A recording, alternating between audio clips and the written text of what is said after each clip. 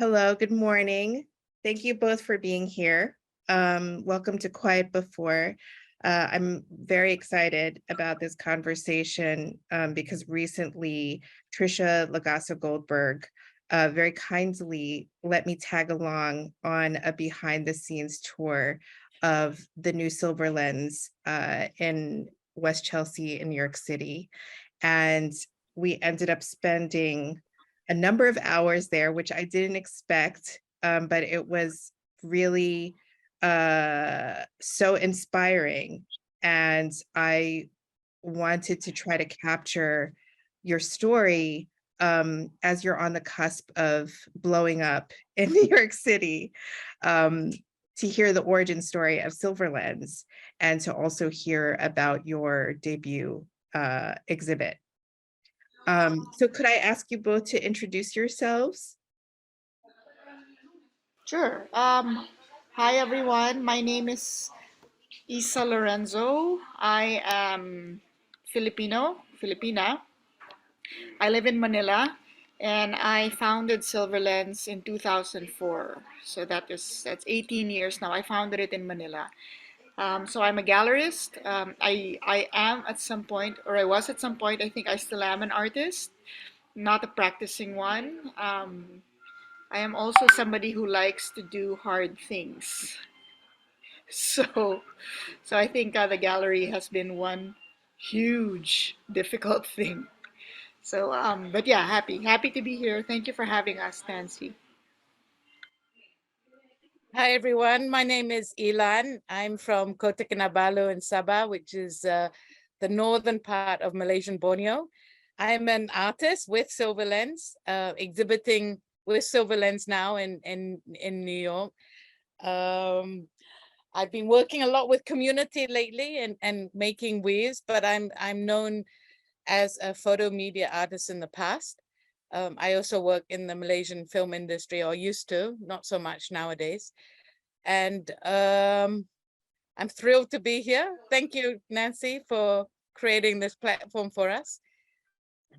Yeah. Thank you both. Let's go all the way back. Let's go to 2004. So you're an artist and you decided to open a gallery. Can you paint that picture a little bit? What was happening, how it started? Yeah. So the story of Silverlands Manila is not so different from the story of Silverlands New York. In terms of I established the gallery to fill a need. And the need at the time in Manila, in the Manila of 2004, was a professional structure within which artists and gallerists would be partners in exhibition making and in getting their work seen, collected, and grown. Um, Manila in 2004 was a very different place. There were not a lot of galleries, or if they were not, they were more shop houses or shops. There were really no gallery programs. There was no artist representation. The shows ran for 2 weeks. If nothing sold, the gallerist could change the show 2 days after it opened. There was like a healthy distrust between artists and galleries. I mean, it was a very I mean, structurally it was very I don't want to say unprofessional. It just there was no structure. And when I moved back to Manila in 2004 from New York, where I had gone to art school, I was looking for a gallery where I could, show my portfolio and have a dialogue with. And I couldn't find any. The only thing the gallery was interested in was if my art sold. And it was very difficult when you're talking to somebody about what you do and who you are, and all they want to know is how much money are you going to bring in. So um, naively, I opened the gallery myself, which is, on one hand, it was a terrible idea, but it was also, I mean, it's been an amazing ride. So that was in 2004. Rachel Rillo, my partner, joined me in 2007. She moved from Los Angeles to Manila, also as an artist.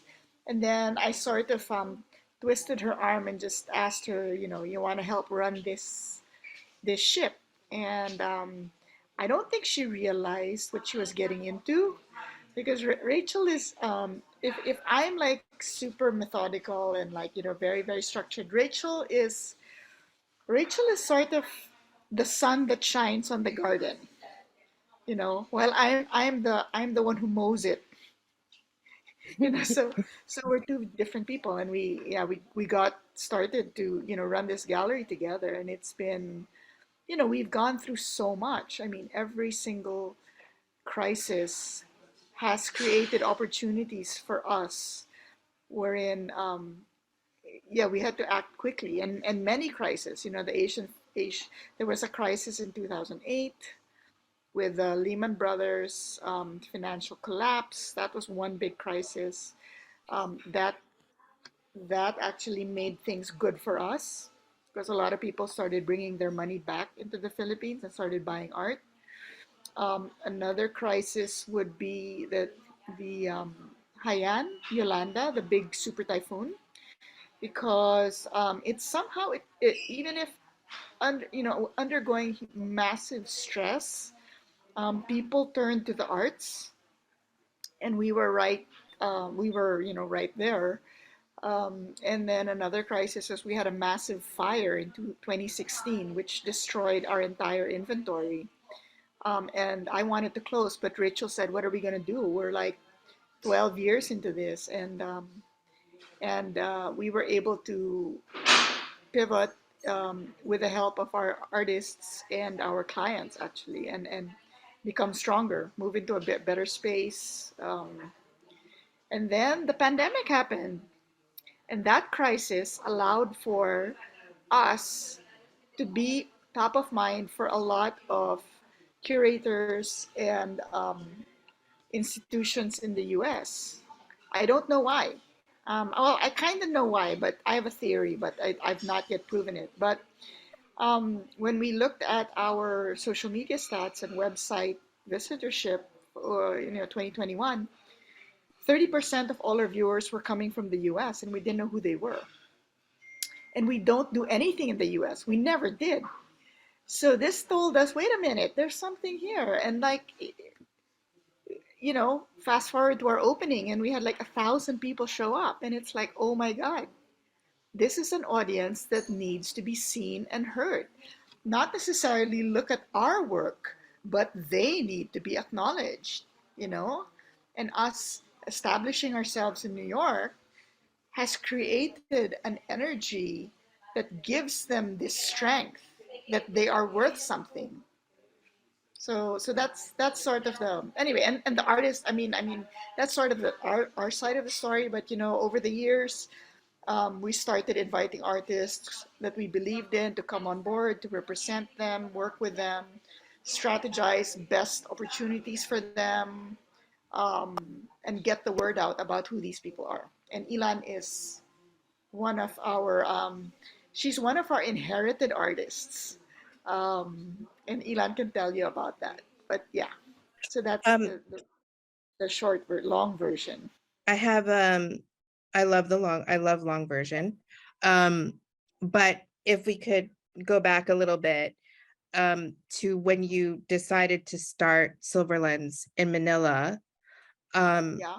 what I mean, so you established the gallery in a way that was very different from what was existing and what had come before. So can you talk a little bit about like your influence and how you were able to do something different? um well, when I say establish a gallery, I'm not talking about like a big warehouse space with lots of people. It was like me, and I had one guy who was my art handler. He helped me around the house. He drove my car. I mean, we were together 20 all the time. This was in my apartment. Um, I just I just had an idea and I just ran with it. Um, I don't know. I mean, what exactly is the, what do you want to know? How things work, I guess if you'd or had experiences prior that helped to birth that idea, and allowed you to create something that was more supportive of artists than what existed. yeah, Like, how did you yeah. know how to do that? Well, because in New York, I did many things aside from going to school. So I went to school at Parsons. I was also going to school at ICP, doing continuing education classes. I was also working as a TA in Parsons and working as a TA at ICP. And then I was also doing part-time work for one of my teachers who ran a gallery in Chelsea. I mean, and I was just soaking it all up. Like I just wanted to create a structure wherein the artists were treated the way I wanted to be treated as an artist. Clients were treated the way I wanted to be treated as a client. So, um, I didn't go to school for this. I don't think any gallerist goes to school for how to become a gallerist. But I really just started from a position of, okay, how can we create a system wherein everyone feels like they're all working on the same page towards the same goal. Um, I don't know. I feel like to this day, I mean, I've been at it a long time. I'm still learning every day. I'm learning something new. And of course, over the years, we've also established best practices. And we're constantly tweaking this. I mean, we have in the gallery, we have a meeting every July and every February, and where we talk about our goal setting and the achievements, and sort of we have our internal measures for success. Weirdly, very little of which is how much money we made. But it's an important part of what we do because it's what keeps the doors open. But yeah, influences. I feel like, well, New York was a huge influence. I remember the first gallery I ever went to was actually on the same street where we're at, which is on 24th Street. This is the Matthew Marks Gallery, and I walked in 2001, and there was like one, I mean, massive space, and then there was this one sculpture on the floor, and I just thought, this is so much space for this one object. Like this is like immoral to have all of this space for this one thing. Um, and I didn't even know that that was what galleries looked like. Um, I had no idea. So I was very naive. I think to a certain degree I still am naive. I always think that we can do it. If we can't do it, we can find somebody to help us to do it, or we can find a Pinoy who already does it. You know. So so yeah, it's. I think New York was a big influence. Also, a big influence was learning from people I did not want to be. I did not want to be like. So it's funny. It's like when people ask me, "Oh, how do you know what art you like?" And my answer is, you'll know what art you don't like. So that's a better start than the art that you do like. So it's the same. It's the same with people. Mm. Um, thank you. Let's shift for a moment. And Yee-Lann, can you tell us how you came to Silverlens? Friendship, in a word. I was a fan of Isa and Rachel's photography work, and I think it was mutual. They were a fan of my photo media based work. So at the time, I was with another gallery called VWFA, which I'd been with for a very long time, a Malaysian gallery. And when that gallery closed, what year is this, Isa? I can't even remember. Must have been about Maybe 2010, 2011, thereabout. 2009, 2009, 2010, 2009? yeah. Yeah, something Yeah. like that.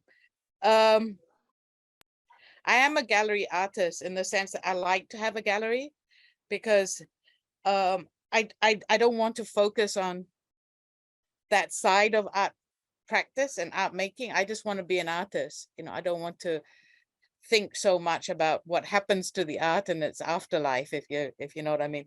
I just want to focus on making and the thinking and the ideas behind the artwork.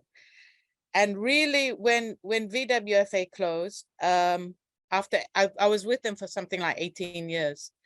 So they were the only other gallery I'd known. And I was sort of looking around, thinking about galleries. Really, Silverlens was the only gallery in Southeast Asia that I really considered at all, really. It wasn't really a choice. It was, well, Silverlens then, you know.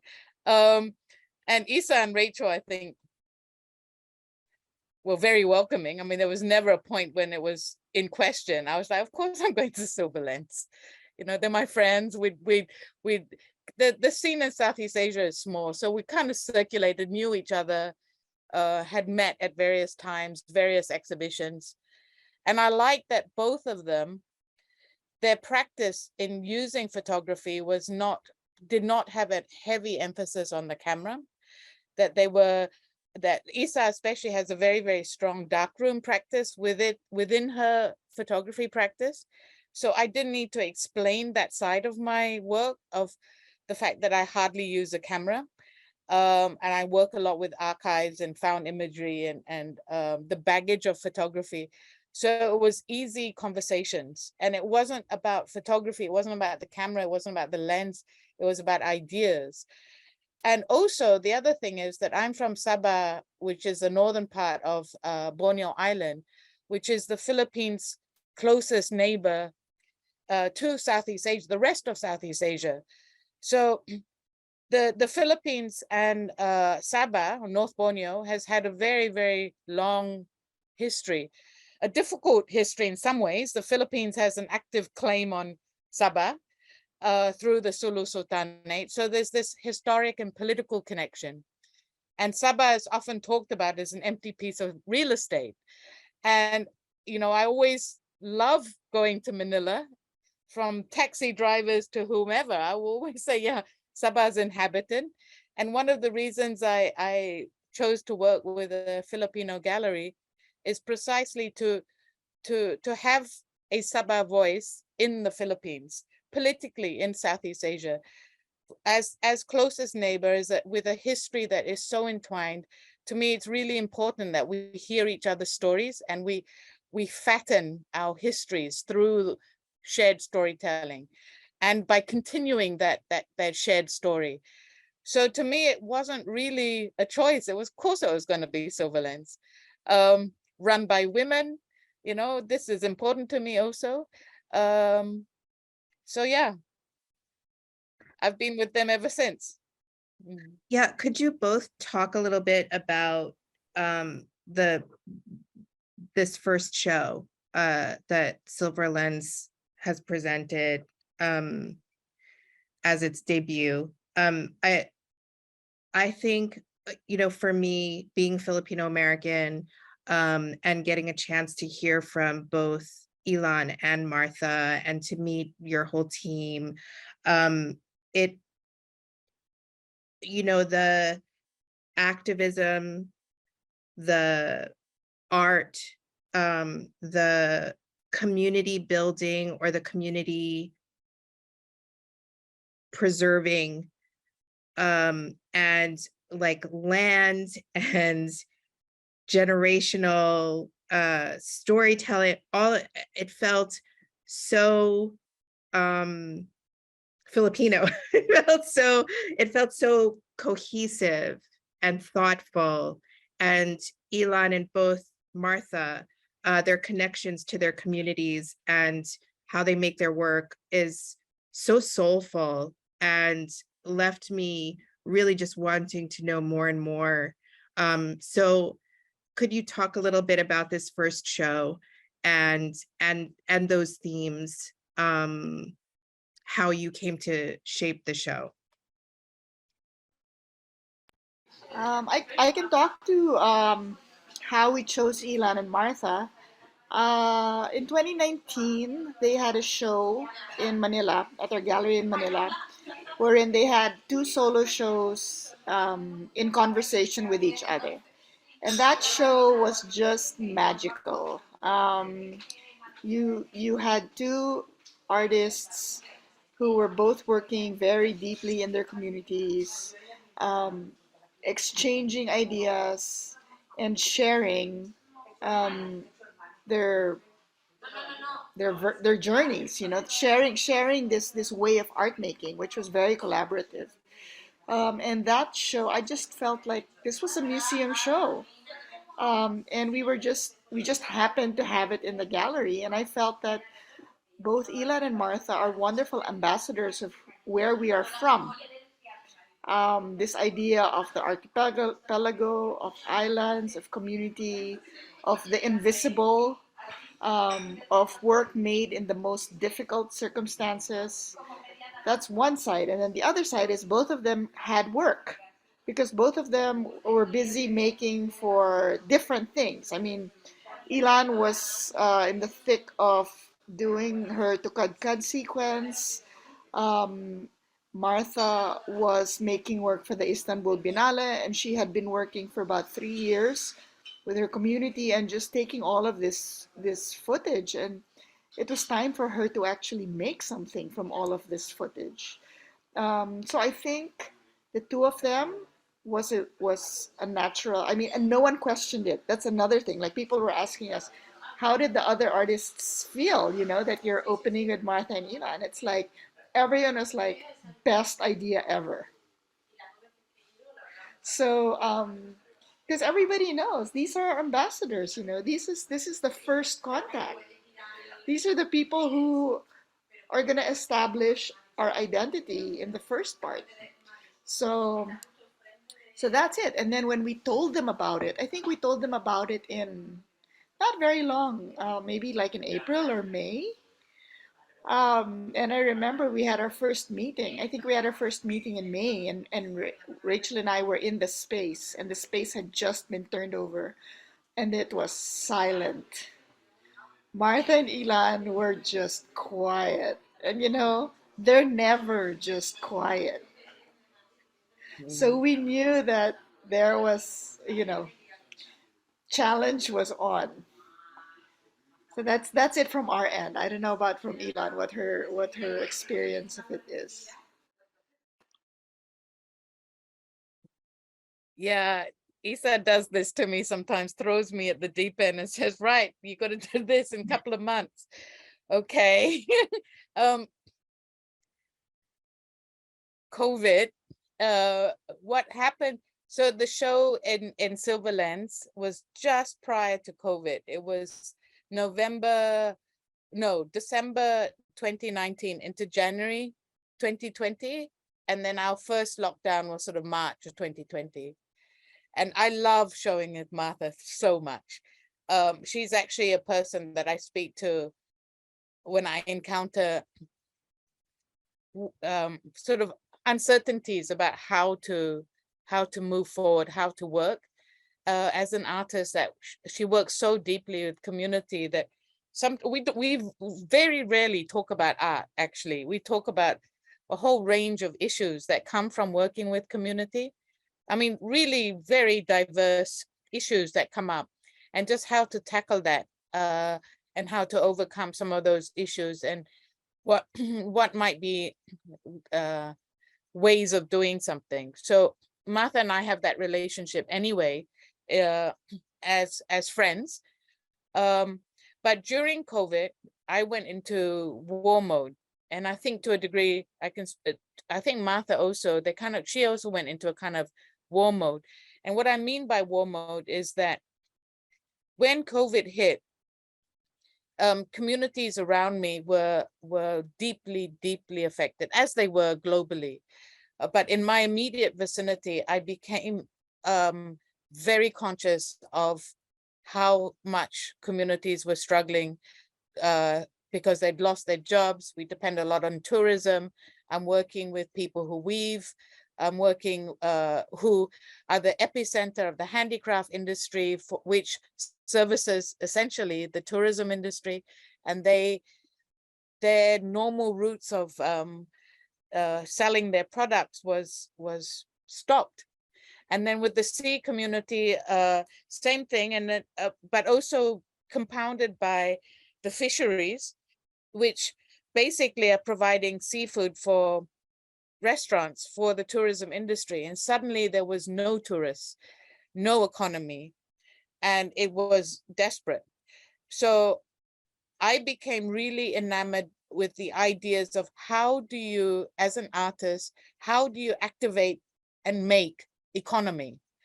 So I became really quite obsessed with ideas of the circular economy, of how we can feed into the contemporary art world, how that might be an engine that might stimulate economy within communities at a time that was so strange and so desperate, and how we might use this time where there is no other distraction to really put in innovation, to put in play, to have women working at home with their families, and how we might invent in this time, and in a way take this time, recognize the time, and transform the time, take control over this time, and produce work, innovate, find our voices, develop pride in our work, all of that.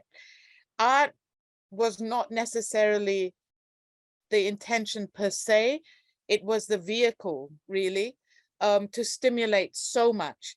So for the years 2020, I was in war mode. It was really busy. I was making art via WhatsApp. I learned how to use Zoom. The communities were learning Zoom. We were communicating a lot, but via WhatsApp. We were not physically together. I should say we started working together in end of 2017, beginning 2018. So working with, when this show came up, Martha similarly had been working very deeply with community, with this long project for the Istanbul Biennial, but also with the same kind of concerns about sustainability, fishermen's issues, fisher folks issues, community issues. So when Isa and Rach presented us with very short notice this potential of doing the show together, we'd kind of had a practice run prior to COVID.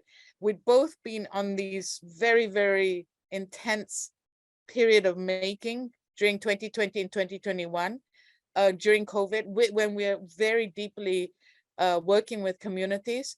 So like Isa says, it was really a case of sort of collating work into a show together. And a lot of the work does speak the same language of where it comes from in terms of community, many of the concerns, issues of decolonization, issues of respecting people's relationship with land, people's relationship with the sea, the tanah dan air. Yeah, so it was I mean, with Martha, I speaking for myself, I'm very comfortable showing with Martha. We're both very comfortable working with Silverlens, so it made sense. Yeah. Did I miss out anything, Isa? Yeah. No, sounds good. Just trying to remember that time. It was like Martha and I were both working to the very last, like you know, when we arrive in New York. I mean, I hand carried work over. It was that hot off the press, you know. It was really, it's very fresh work. Yeah. So my background is not in visual art. My background way back 30 years ago was in poetry. And when I didn't go on to make my living as a poet, I started doing public programs for the Asian American community, for museums and Asian American organizations. So you know, I feel like I have had my foot in the art world for a long time because I feel most moved by visual art. But in terms of how galleries work and how artists work, that's not my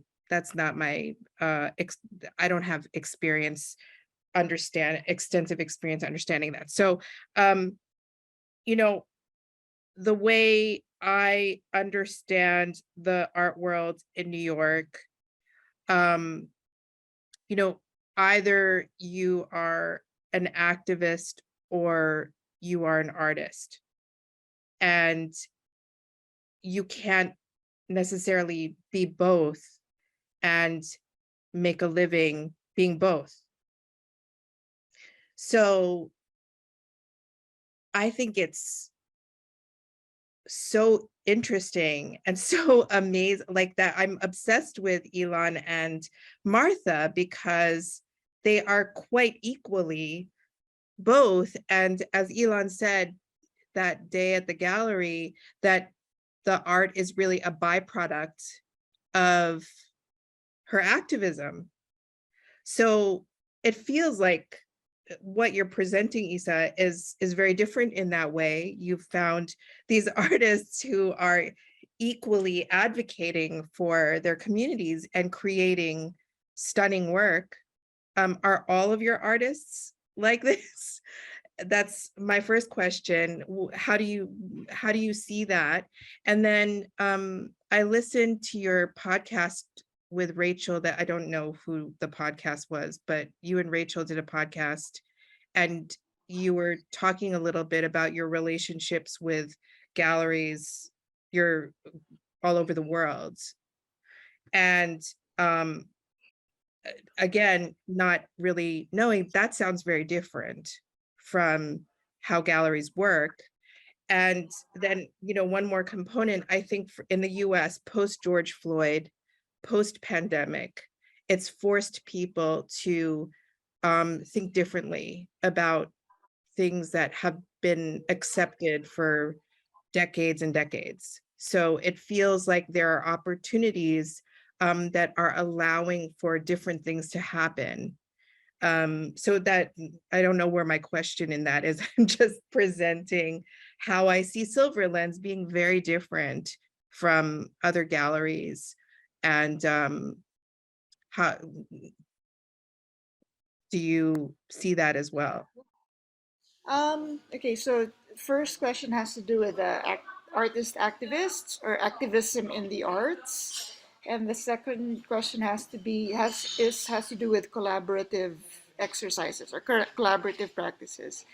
So I think in the Philippines, um, in order to survive as an artist, you need to be some sort of activist, in the sense that we are not a rich country. It is difficult to make work. It is difficult to survive on your work. It's very easy to make technically beautiful paintings, but and a lot of people do that, and they make a lot of money doing that. But at the end of the day, it doesn't mean anything. It means it. I mean, it means something, but it's not what we're interested in as a gallery.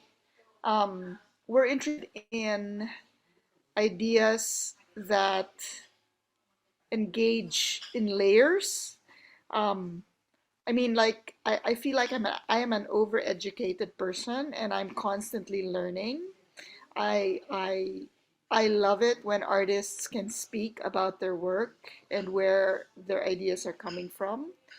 And there is a there it's there's like a formula, but it's my formula. So what do I look for in an artist? I'm looking for somebody who is who is a master of whatever their material is. Second is the work is 150% pulido. Pulido means it's finished, it's complete. The work is complete. You're not looking for anything more. And then third, that the artist is coming from an idea. The artist's work is coming from a solid idea, that adds to a conversation about whatever they believe in, whatever they're fighting for. And then the fourth is that they're ambitious. Um, it's very rare that you find all of these four components.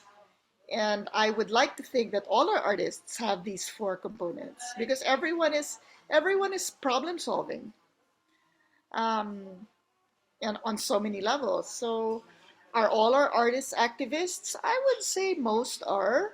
Um, they're definitely all advocates for something. We have quite a number of artists who have their own, um, who run mentorship programs or who run artist run spaces or who are curators, who are writers, who are critical thinkers. And I love it because it just makes for more interesting, it's a more interesting life, right? Um, Now about the collaborative angle, the Philippines, we're not, again, we don't have the resources. We have limited resources, but we have maximum networks. So over the years, Rachel and I have really reached out um, to like-minded galleries all over the region and actually pretty much all over the world, people we want to work with, and we do exchanges with them because we never really wanted to be we can't, even if we wanted to, be a mega gallery, and we just won't. I mean, that's just not who we are. And how do you increase your footprint without having to spend all of that? It's by sharing. So how do you share? You come together, you exchange ideas, you see what artists you like between each other, and then you do an exchange, and then you share resources, you share your audience, you share a future, um, and like now at any given time we have about maybe 4 or 5 shows at any given time with a partner gallery somewhere else in the world.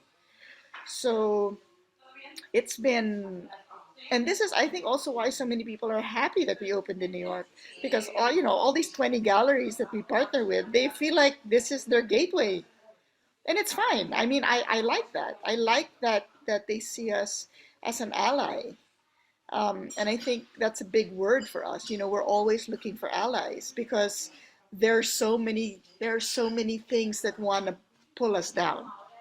So you want to look for the people who want to help hold each other up. So that's yeah. Um, we're coming close to the end of our time together. Um, you know, for Filipinos in New York or Filipinos in America, um, a little less so in New York, there is a kind of sadness of being disconnected from your history, your culture. Um, it's often hard for Filipino American artists, not just visual artists, to say what it means to be Filipino. Because for us to succeed here sometimes means it means separating yourself from your Filipino-ness to be really successful. And so, like, when you ask a Filipino artist, what is Filipino about your work? How does Filipino-ness play into your process? It's a very hard question for them. And I feel like the things that you have both spoken about and what drives Silverlens, it feels like the start of a way of answering, helping the community understand that question more and maybe even understand themselves more. I just want to make a comment to that, Nancy. Yeah, I feel like everyone should be given the license to come out as Filipino or to come out as Southeast Asian. I see it. I see it in so many people. And I think that's why everyone was just so proud at our opening because they saw the possibility of just being who you are. And that's very powerful. It's very powerful. And I think that the way you have opened um, signals or telegraphs a lot of strength and leadership. So I just want to thank you for that. I want to thank you both for that.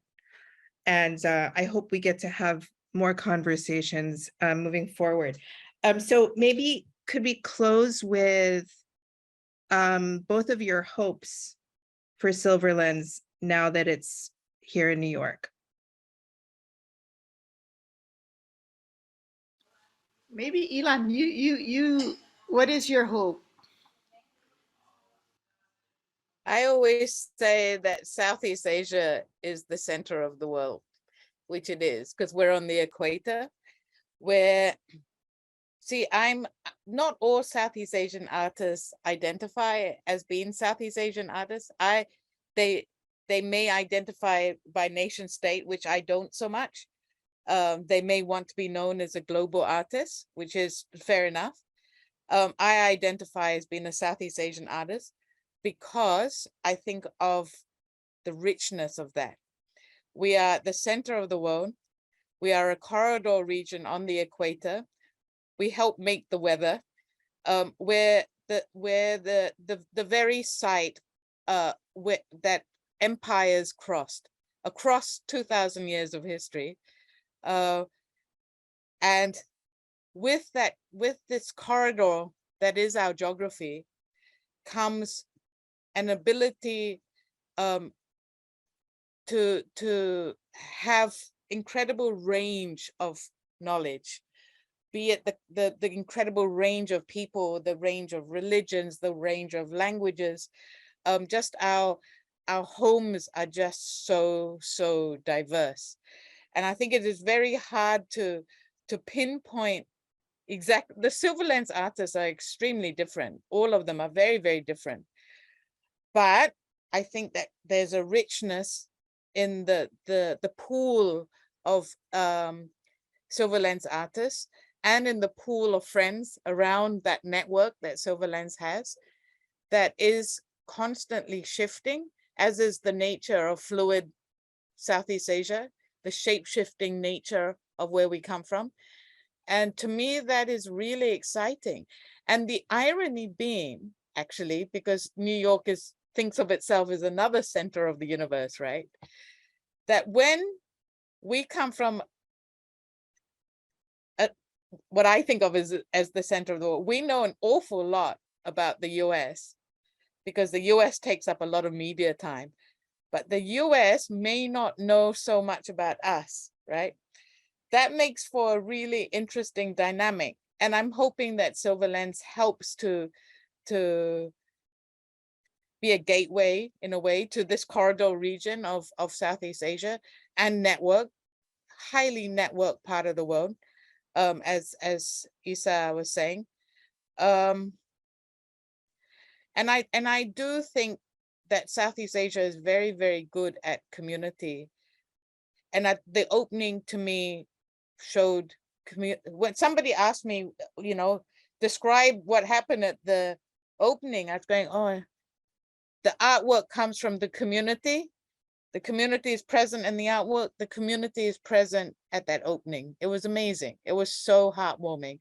I'm like a token Filipina, happily. It was very heartwarming. The sense of people coming together was very strong. And I hope that that continues.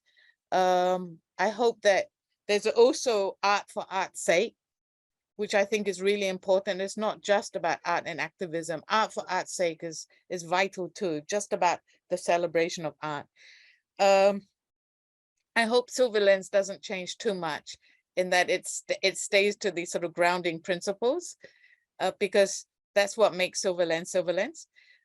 And, I don't think it should be a mega gallery. I think it should make mega shows and have mega voice. But be wary of losing its groundedness to Manila. Manila should always be home, I think, to Silverlens. Yeah, and I hope that they continue to play and have fun. Yeah.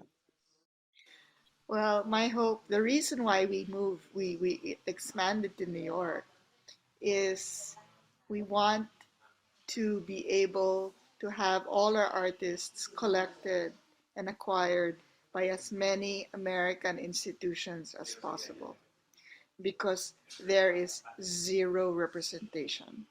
And it's so necessary, especially since the diaspora, the migrant population, generations deep, is huge, is huge. So there is no reason why there should be no artists um, walk into the Met. Of course, we need to see something that's from Southeast Asia or from the Philippines or from wherever other. So yeah, so that's it. I think that's my hope. That's my short term and long term hope, and this is what we're gonna work towards: inclusion, representation, agency, and I think that's activism. It definitely is. Thank you both so much. I know how busy you are, and it means a lot that you made the time to talk with us. So thank you, good luck, and we will be following you and asking for more conversations. Thank you. And however we can support you, we want your success. Thank you. Thank you, Nancy. You know that we keep hearing that from people. We want you to succeed. We will help you. And we feel it. We feel it. It's so, it's more than love. It's like, it's power. And we're energized by all of this. So thank you. Thank you, Nancy. Thank you, Yee-Lann. Thanks, guys. I'm going to tell Martha and Rachel that we spoke for them. Martha. Yeah, Martha and Rachel.